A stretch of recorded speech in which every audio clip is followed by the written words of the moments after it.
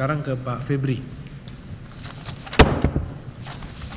Baik ya, di awal persidangan saudara sudah menyatakan bahwa benar ya, saudara sudah mengakui pernah menjadi advokat atau pengacara, penasihat hukum dari terdakwa, para terdakwa, 3 terdakwa ini setelah penggeledahan atau sebelum penggeledahan? Izin saya jelaskan yang mulia. Iya, enggak, di Jawa aja yang saya tanyakan. Ya. Saudara menjadi penasihat sebelum penggeledahan. Sebelum penggeledahan. Sebelum. Oke. Ya kan, saya nanti akan.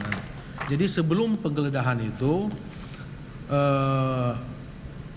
Menteri, dalam hal ini Menteri Pertanian, sudah diadakan penyelidikan oleh KPK. Betul, pada benar, tahap ya? penyelidikan. Sudah tahap penyelidikan oleh KPK. Sepengetahuan saudara, penyelidikan hal apa?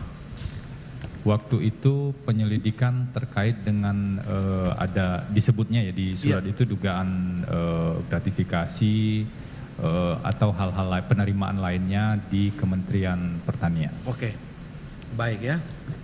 Jadi awalnya jalan ceritanya saudara menjadi pengacara atau advokat dari terdakwa, saudara diminta ya secara langsung. Ya, saya dihubungi waktu itu oleh sekitar sebelum pertengahan Juni 2023. Juni 2023. Ya. Jadi tahun saudara lalu. Dihubungi oleh? Saya dihubungi oleh Pak Kasdi pada saat itu. Oke. Dan kemudian diminta untuk datang ke kantor Kementerian Pertanian dan barulah di sana disampaikan apa persoalan hukum yang dianggap Pak Kasdi terjadi dan permintaan pada kami untuk menjadi penasihat hukum. Oke, permintaan saudara kan? Baik. Tadi sebelum saudara menjadi advokat, saudara pernah enggak bertugas di KPK? Saya pernah bertugas di KPK sekitar kurang lebih 7 tahun. Dari 2013 sampai dengan Oktober 2020. Oktober 2020, saudara berdinas di KPK, jabatan saudara sebagai? Pada saat saya masuk, saya di Direktorat Gratifikasi KPK. Kemudian 3 tahun yang kedua saya di Biro Humas KPK. Biro Humas ya? Biro Humas. Sampai saudara tidak bertugas lagi di KPK? Ya, Oktober 2020 saya pamit dari KPK. Setelah itu saudara beralih menjadi pengacara? Saya sudah disumpah dan diangkat sebagai pengacara sejak tahun 2013. Sebelum masuk KPK. Baik. Pada saat di KPK kemudian saya tidak aktif. Setelah keluar dari KPK barulah kemudian saya urus izin lagi dan membuka kantor. Baik, membuka kantor. Sehingga itu saudara dipanggil untuk menjadi penasihat hukum ya oleh Kasdi tadi. Iya, pada tahun 2023. Seperti itu. Kemudian apakah waktu saudara itu kan sudah baru tahap penyelidikan? Tahap penyelidikan. Tapi kan saudara sudah disampaikan oleh Sekjen Kasdi duduk persoalannya kan, pemeriksaannya. Ya, pada saat itu disampaikan apa yang kira-kira menurut Pak Kasdi pada saat itu yang menjadi masalah yang terjadi di Kementerian Pertanian. Jadi kami menerima informasi dari Pak Kasdi saat itu. Baik ya. Baik, setelah saudara ditawari untuk menjadi advokat atau pengacara, saudara tahu kan ini di penyelidikan itu oleh KPK kan? Betul, yang mulia. Di tempat kerja saudara yang lalu, iya kan? Iya, saya pernah. Tapi saudara tidak ada masalah, tidak ada secara psikologis tidak ada perasaan tertekan saudara kan? Biasa aja, profesional. Kalau boleh saya jelaskan sedikit yang mulia. Jadi sebenarnya ada banyak pihak yang meminta kami sebelumnya untuk jadi kuasa hukum dalam kasus yang ditangani KPK sejak 2020. Tapi pada saat itu saya memandang harus menjaga minimal ada waktu tenggang begitu. Untuk tidak menangani perkara yang karena standar di beberapa negara seperti itu minimal 2 tahun begitu yang mulia. Seperti itu. Dan saya menjalankan tugas sebagai advokat saja sejak itu Juni 2020. Itu pertanyaan saya kan, saudara yang jelas saudara tidak ada beban waktu menerima permintaan dari tawaran dari Sekjen untuk menjadi pengacara. Benar yang mulia. Untuk perkara yang ditangani oleh KPK kan begitu, lagi disidik oleh penyelidikan oleh KPK. Baik, itu tidak masalah. Jadi yang penting saudara tidak ada tertekan lah situ, intinya gitu. Kemudian saudara setuju ya, kontrak kan tentunya. Ya, ada pada kontrak saat kerja kan? Ya, betul yang mulia. Kapan? Beberapa hari kemudian. SKK surat kuasa khusus itu tertanggal 15 Juni 2023. Oke. 15 Juni ya. Juni 2023. Oke, saudara sah menjadi pengacara, kan gitu. Kemudian kan tentunya saudara sudah tahu hak dan kewajiban saudara sebagai pengacara kan ada, sudah ada diatur oleh Betul yang mulia. masuk kode Di etik Undang-Undang sebagai Advokat. pengacara kan gitu. Kode etik pengacara kan sudah ada. Benar yang mulia. Baik, kemudian saudara secara profesional mendampingi mereka. Tapi waktu Benar, itu kan yang baru tahap penyelidikan. Masih tahap Apakah penyelidikan. waktu itu sudah diperiksa saksi-saksi?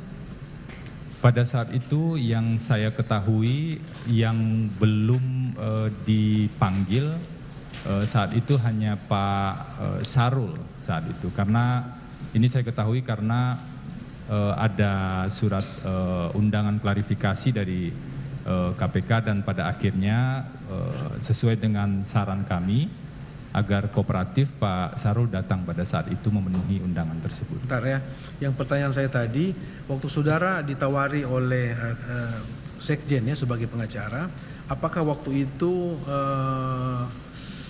pegawai di Kementerian Pertanian waktu itu sudah diperiksa sebagai saksi? Ada sebagian yang sudah diperiksa, dimintai keterangan? Sepengetahuan penyidik? saya tidak ada lagi pegawai yang diperiksa setelah kami masuk itu yang mulia. Artinya tentu tidak ada lagi. Dari Berarti informasi, sudah pernah diperiksa mereka semua? kemungkinan seperti itu yang mulia. Sudah diperiksa semuanya ya, termasuk Kasih Subagiono dan Muhammad Hatta. Dari informasi yang kami terima dari para klien demikian ya.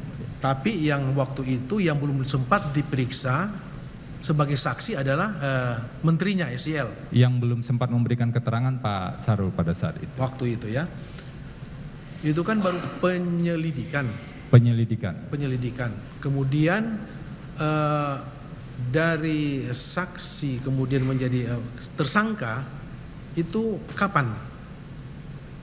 Kalau dari pengetahuan saya, Iya. dari informasi yang kami terima dari para klien itu setelah SPDP diterima. Iya. Sekitar Yang pertama sekali menjadi tersangka siapa? Seingat saudara. saya tidak tahu persis, tapi Di antara bertiga ini atau bersamaan atau Kasdi duluan atau Muhammad Hatta duluan kemudian menteri menyusul. seingat saya suratnya bersamaan pada saat Bersamaan itu. ya? Sekitar mungkin September 2023. Oke. Jadi setelah semua sudah diperiksa termasuk SEL juga diperiksa waktu itu kan? Pada saat itu sudah waktu diperiksa. SEL diperiksa saudara dampingi? Tidak boleh mendampingi yang mulia.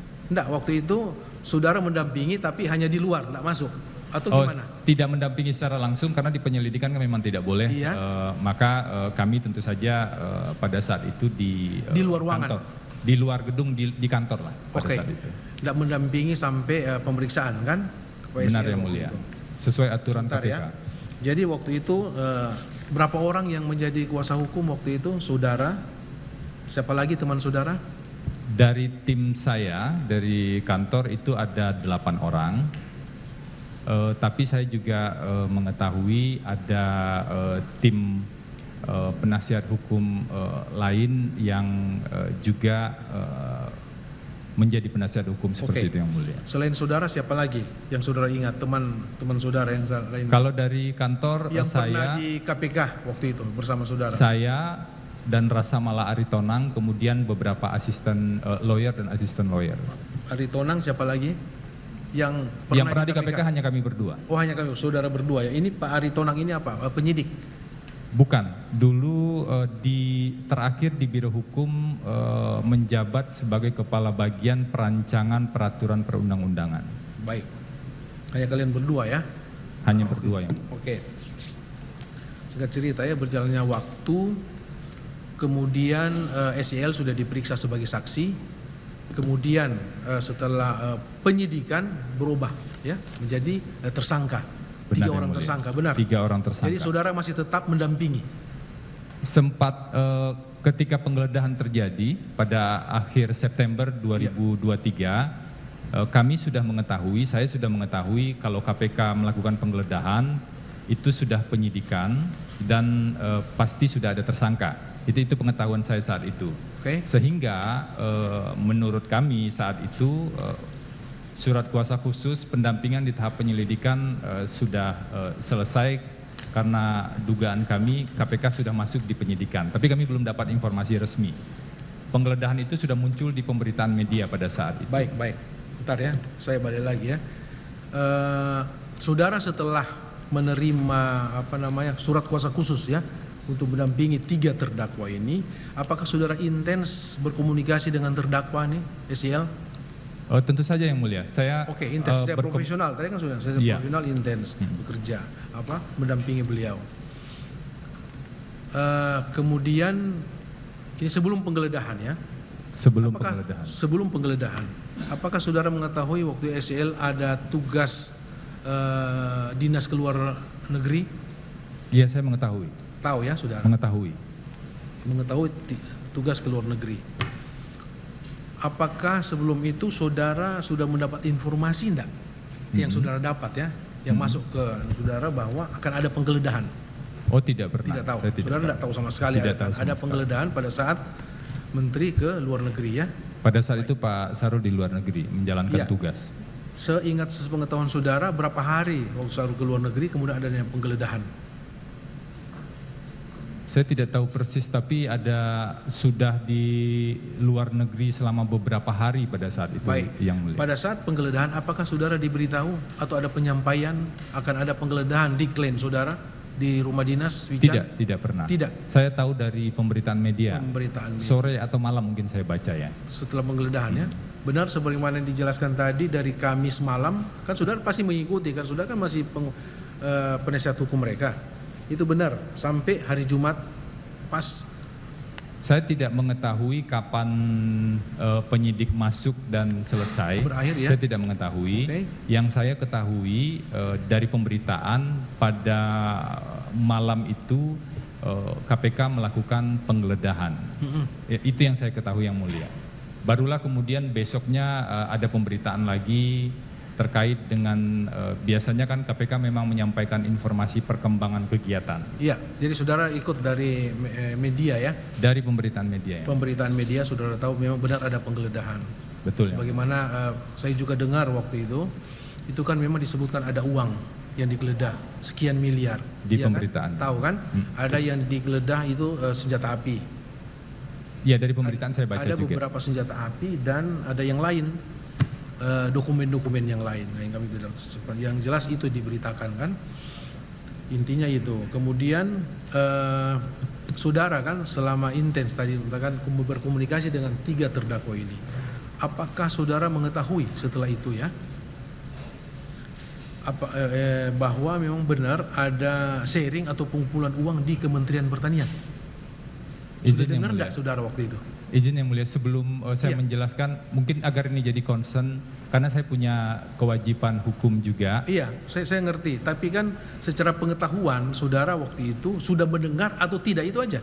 Sebelumnya saya tidak mendengar yang mulia. Sebelumnya sudah mendengar, tapi kan saudara dapat apakah para terdakwa ini mengakui kepada saudara bahwa memang kami ada mengajukan ada sharing pengumpulan dari eselon 1 untuk kepentingan atau operasional menteri? Sebelum saya jawab, mohon izin yang mulia, saya diberikan kewajiban hukum di pasal 19 Undang-Undang Advokat. Benar, saya ngerti. Untuk menjaga kerahasiaan hubungan antara advokat dengan klien. Itu pertanyaan kami kan sebenarnya sederhana. Apakah waktu itu terdakwa Syahrul Yassin Limpo, terdakwa Kasih Subagiono maupun terdakwa Muhammad Hatta sudah menyampaikan kepada saudara hal demikian atau tidak, atau memang disampaikan tapi saudara tidak bisa ngomong di persidangan ini? Yang disampaikan kepada kami, ini mohon izin untuk menjelaskan secara umum yang mulia. Yang disampaikan kepada kami ada proses penyelidikan yang sedang berjalan di KPK.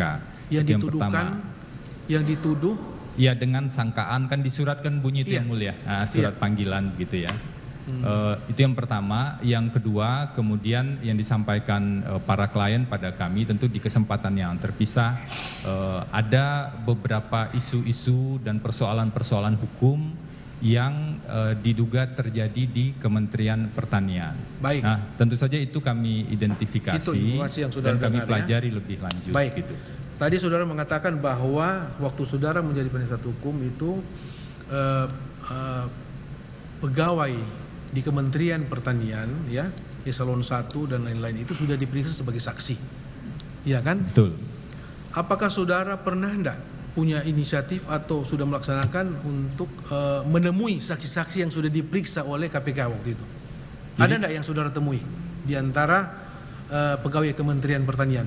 Pada saat itu karena ada beberapa persoalan isu hukum yang disampaikan, kemudian kami tentu mengatakan mohon kami dibantu diberikan salinan-salinan dokumen atau keterangan-keterangan dari pihak-pihak yang mengetahui persoalan hukum tersebut. Iya. Nah, dalam konteks itulah kemudian kami melakukan semacam proses analisis secara hukum, menyusun draft legal opinion atau pendapat hukum. Iya. Ada informasi dari dokumen-dokumen, seingat saya ada lebih dari 20-an. Pertanyaan saya, apakah saudara menemui enggak saksi-saksi yang sudah pernah diperiksa oleh KPK? Itu pada saat saya ketemu dengan Pak Kasdi, ada beberapa orang pegawai Kementerian Pertanian yang sudah ada di ruangan dan kemudian mereka menyampaikan informasi yang mereka ketahui. Sudah diperiksa sebagai saksi di KPK? Saya pada saat itu tidak mengetahui secara persis, tapi yang pasti saat itu karena kami meminta kan siapa yang mengetahui persoalan-persoalan ini, maka dihadirkanlah beberapa orang yang pada saat kami datang mereka sudah ada. Saksi, saudara bertanya ke siapapun di kementerian untuk bahan pembelaan saudara tentunya kan kepada Kadiswain, tidak masalah. Tapi yang jadi masalah ini apabila saudara sudah mengetahui bahwa mereka ini sudah menjadi saksi dalam perkara ini dan sudah membuat BAP di penyidik KPK, kemudian saudara mempengaruhi mereka. Nah, itu yang jadi masalah, Pak. Tapi kalau saudara memang benar-benar tidak tahu bahwa mereka ini belum sempat diperiksa oleh penyidik KPK, tidak masalah saudara minta keterangan dari mereka untuk bahan pembelaan. Pertanyaan saya, apakah waktu saudara masuk ke ruangannya Kasdi Subagiono dan ada orang, stafnya 3 orang itu, apakah saudara pastikan bahwa saudara tahu atau tidak mereka ini sudah menjadi saksi dalam perkara ini? Ada yang saya tidak ketahui, tapi kemudian ada yang saya ketahui itu sudah pernah dimintakan keterangan di penyelidikan. Itu yang pertama yang mulia, dan yang kedua sama sekali tidak pernah ada upaya atau tindakan kami mempengaruhi saksi. Yang ada adalah kami menerima informasi dari pihak-pihak tersebut, pegawai Kementan. Kenapa? Karena kami diminta oleh klien kami membuat pendapat hukum. Kalau kami membuat pendapat hukum dari isu-isu hukum itu, tentu kami butuh informasi-informasi apa adanya. Dan itu kami tuangkan secara objektif dan apa adanya di draft pendapat hukum tersebut. Begitu yang baik mulia. Ya. Kemudian selanjutnya kan tadi saudara sudah jelaskan kemudian meningkat menjadi penyidikan dan sudah ada tersangkanya ya, tersangkanya bersamaan para terdakwa ini. Apakah saudara masih menjadi advokat atau pengacara? Kalau dihitung dari mulai sprindik atau sejak penggeledahan begitu, kami baru mendapatkan surat kuasa itu sekitar 5 Oktober yang mulia. 2023. 5 Oktober 2023. Ini penetapan sudah tersangka semua kan? Pada saat itu sudah tersangka tiga-tiganya. Kemudian berakhir, saudara enggak, sekarang kan enggak lagi terus menyatakan. Sejak kapan saudara benar-benar putus hubungan kerja sebagai pengacara dengan para terdakwa ini? Pada sekitar pertengahan November seingat saya. Pertengahan November 2023. Pertengahan November 2023 ada pencabutan surat kuasa dari Pak Sarul pada saat itu. Oh, bukan, maksudnya begini, dicabut, bukan saudara yang mengundurkan diri. Ya, tentu saya sampaikan dulu ke Pak Sarul bahwa pada saat itu kan kami mulai dicegah ke luar negeri yang mulia. Dan kemudian kami jelaskan kepada Pak Sarul. Pak Sarul, sebentar ya, baik-baik, sebentar ya. Tadi sudah menyinggung bahwa saudara pernah dicegah ke luar negeri oleh atas permintaan KPK. Atas permintaan KPK sejak awal imigrasi November. Ya, imigrasi. Iya, tentu ke imigrasi prosedurnya. Itu sejak bulan apa tuh? Oktober. November awal. November awal. Saudara sudah dicegah ke luar negeri. Ada berapa orang yang dicegah waktu itu, termasuk saudara? Bertiga. Kami bertiga. Termasuk Aritonang. Termasuk Rosamala Aritonang, termasuk satu lagi partner kami yang tidak masuk di tim juga dicegah ke luar negeri. Oh gitu ya, jadi Ya. kalian bertiga. Dicegah ke luar negeri, kemudian setelah saudara dicegah ke luar negeri, saudara komunikasi dengan, konsultasi dengan, Betul, saya datang ke Pak Oke. Sarul, saya besuk Pak Sarul, saya jelaskan begini, Pak Sarul, kami ini kan pernah diperiksa sebagai saksi di tahap penyidikan. Dan ketika Pak Sarul, saya ingat saya tanggal 13 Oktober pada saat itu ya, Pak Sarul ditangkap, dilakukan penangkapan. Saya kan datang ke KPK dan tidak boleh mendampingi Pak Sarul saat itu. Iya. Karena dengan alasan saya pernah diperiksa. Yang kedua, ada eskalasi dan perkembangan di awal November, kemudian saya dicegah bepergian ke luar negeri untuk 6 bulan ke depan. Dan saya bilang ke Pak Sarul, jangan sampai kemudian posisi saya atau posisi kami itu menjadi beban tambahan bagi Pak. Oke, itu alasannya ya. Saya sampaikan seperti itu dan agar Pak Sarul mempertimbangkan pengunduran diri ini dan tindak lanjutnya adalah pencabutan surat kuasa. Baik. Nah, sekarang kenapa saudara dicekal? Itu. Apakah ada hubungannya dengan perkara ini atau tidak? Saya tidak tahu yang mulia. Surat yang kami terima untuk pencegahan ke luar negeri tersebut itu normatif saja. Dan penjelasan yang kami baca di media itu juga dalam hal suatu saat dibutuhkan keterangan itu bisa dipanggil begitu atau tidak sedang berada di luar negeri. Tapi perlu juga saya sampaikan yang mulia, selama sekitar 6 bulan tersebut tidak ada panggilan kepada kami sampai dengan pencegahan berakhir sekitar bulan lalu ya gitu.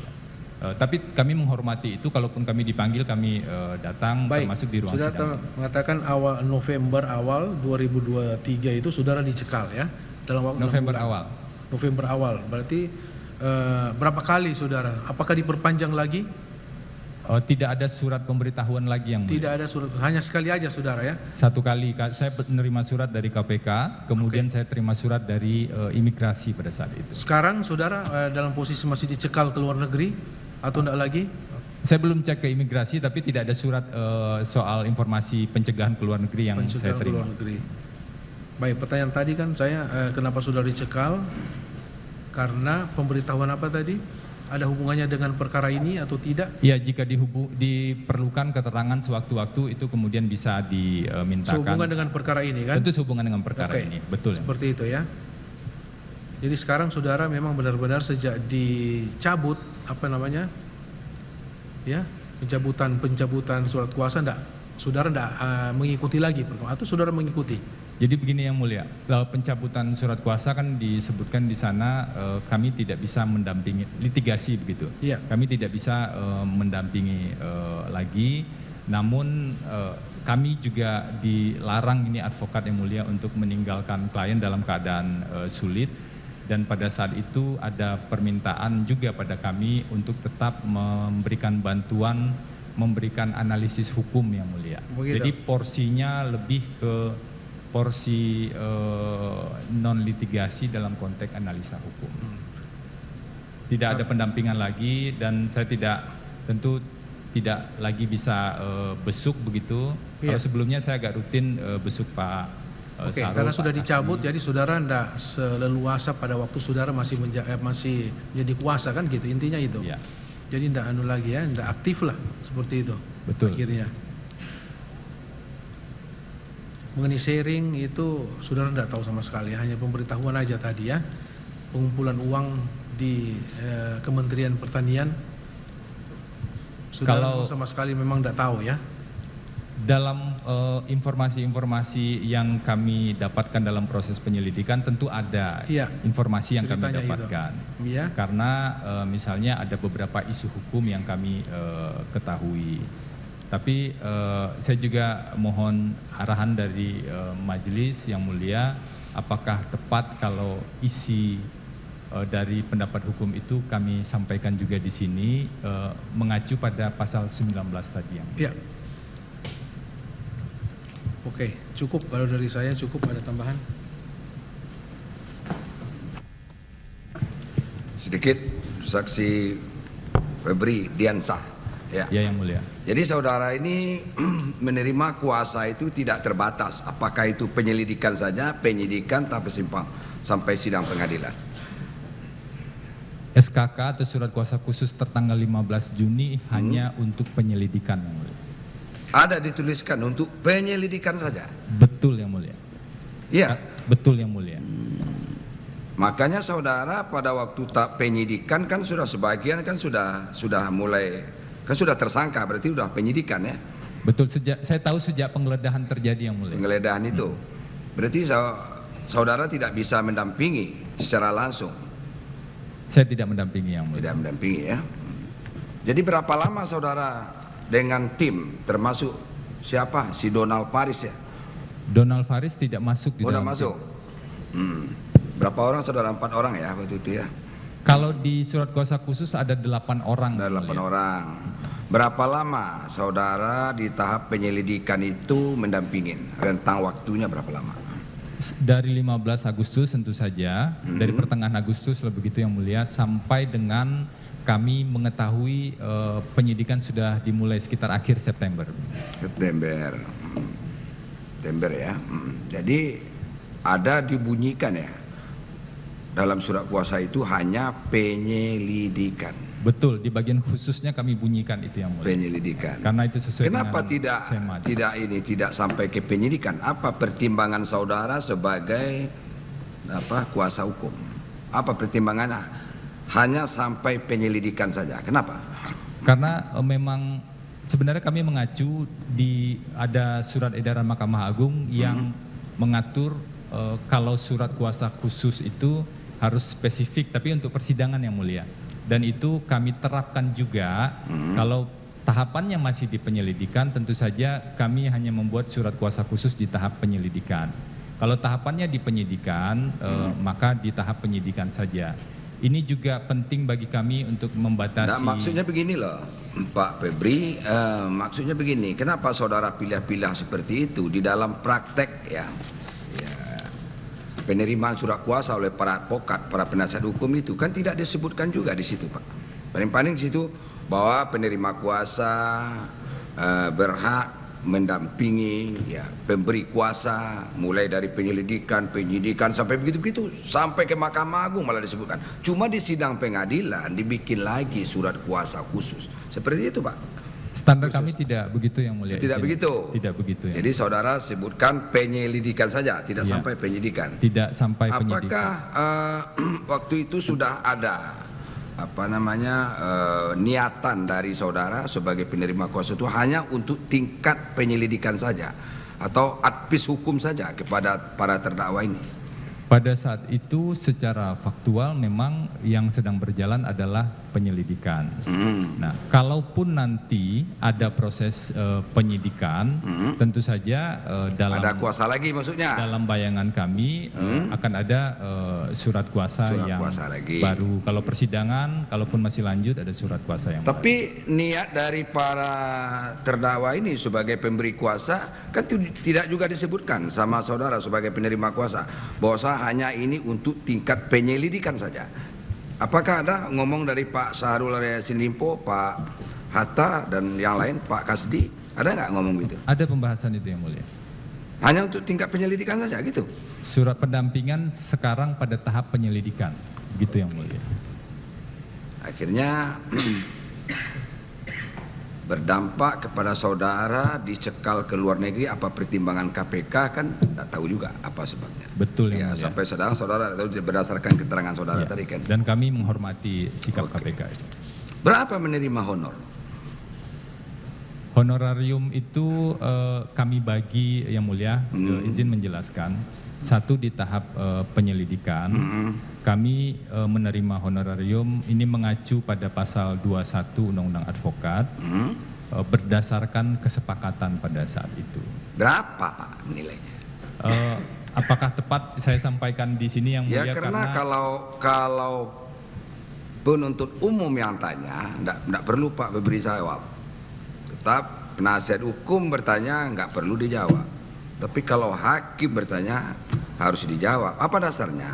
Dasarnya pasal 165 ayat 1 KUHP.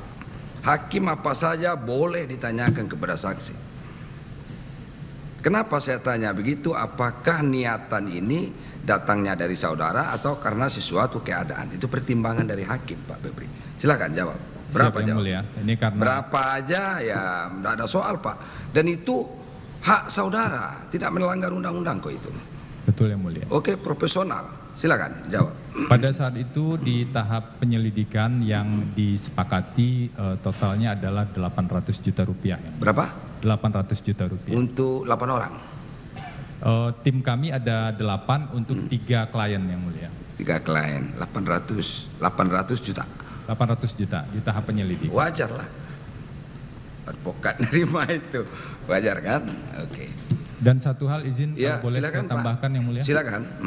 Jadi pada saat itu kami juga menegaskan, saya komunikasi dengan Pak Kasdi, mungkin bisa dikonfirmasi juga, bahwa karena kasus ini bersifat pribadi, maka kami sampaikan sumber dananya itu juga dari pribadi, dan kemudian dalam perjanjian jasa hukum juga kami sebutkan bahwa klien menjamin sumber dana dari hasil yang sah dan tidak hasil tindak pidana, begitu yang mulia.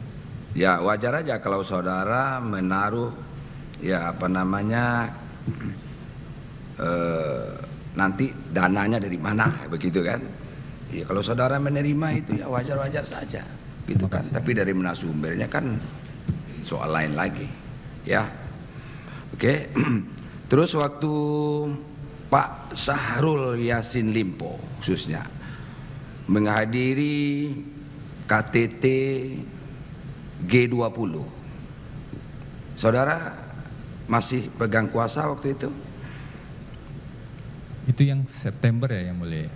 Iya, jadi Pak Syahrul Yassin Limpo ini berdasarkan berita dari media massa kan terputus komunikasi. Tak bisa dihubungi, masih ingat nggak itu? Masih, saya masih jadi kuasa saat itu. Ya, masih. Apakah sebelum saudara, penggeledahan ya yang mulia? Ya. Apakah saudara bisa menghubungi beliau waktu itu? Pada saat itu, pada saat masih acara yang mulia, pada saat sebelum acara, mungkin saya jelaskan biar agak lengkap. Sebelum acara saya diinformasikan bahwa ada penugasan ke KTT G20 dan saya sampaikan ke Pak Syahrul pada saat itu, Pak, ini Bapak kan dalam saat menjalankan tugas dan untuk kepentingan publik di bidang pertanian. Jadi ada baiknya ketika Bapak berada di luar negeri, informasi-informasi terkait dengan kegiatan pertemuan itu disampaikan ke publik. Dan saya diinformasikan, ada foto, kemudian ada poin-poin pembicaraan dan lain-lain. Ya itulah advis hukum dari penasihat hukumnya. Benar ya, Mbak. Benar kan? Benar ya, Mbak. Bukan berarti disuruh dia kabur, kan bukan begitu, Pak. Ya. Kegiatannya memang ada saat itu dan iya, kegiatannya ada. Tapi yang ribut di media, kalau media kan belum tentu juga benar, kan begitu. Itu tidak bisa dihubungi lagi Pak Syahrulnya, padahal acara itu resmi gitu ya, begitu Pak? Benar ya mulia. Rombongan lain sudah pulang, kenapa beliau belum pulang, kan begitu? Ya, yang saya kalau di media seperti itu, berarti saudara sebagai penasihat hukum masih bisa menghubungi Pak Syahrul Yassin Limpo khususnya. Ya, saat itu ada update yang saya terima dalam posisi di KTT G20 tersebut. Tapi memang sejujurnya saya juga agak bingung dengan informasi yang berkembang saat itu, karena Pak Syahrul kan tidak pernah dipanggil ya dalam sebelum KTT G20 tersebut untuk pemeriksaan, dan kemudian ketika sedang menjalankan tugas diisukan hilang. Nah, kalaupun pada saat isu hilang tersebut dalam tanda kutip kemudian ada komunikasi dengan kami dan ada panggilan, tentu saja kami pasti menyarankan agar kooperatif dan menghadiri panggilan KPK. Itu selalu kami lakukan. Jadi advis, sekali lagi tetap saudara memberikan advis, begitu kan? Ya, nasihat hukum lah istilahnya. Nasihat hukum yang mulia. Benar kah? Benar yang mulia. Oke. Terus kemudian kenapa saudara berpikir mengundurkan diri? Apa sebabnya? Saat itu kami berpandangan kami tidak ingin menjadi beban tambahan untuk karena ada cekalan tadi, bukan karena sesuatu hal lain, karena saudara juga pernah mengabdi di KPK loh Pak. Iya, tapi itu sekitar 3 tahun yang lalu mungkin yang mulia. Iya, setelah saudara mengundurkan diri dari KPK, kemudian saudara kembali kepada profesi aslinya, artinya kembali ke habitatnya ya sebagai advokat. Memang sebelumnya saudara kan advokat kan? Benar yang mulia, sejak 2013. Ya sebelum jadi juru bicara KPK. Benar yang mulia. Iya kan? Apakah karena itu, karena dulunya saudara di KPK, kemudian setelah mengundurkan diri dari KPK, kemudian saudara malah berseberangan dengan KPK dalam tanda kutip?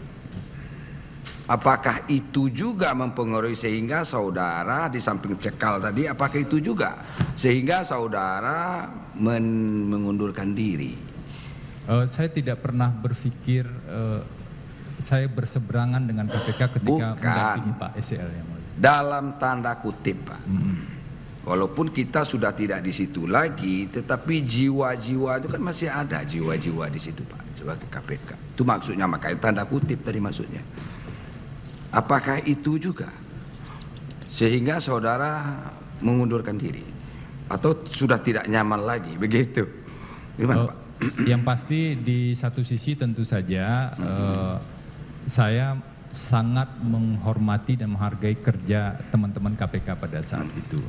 Di sisi lain saya juga punya tugas tentu saja sebagai advokat.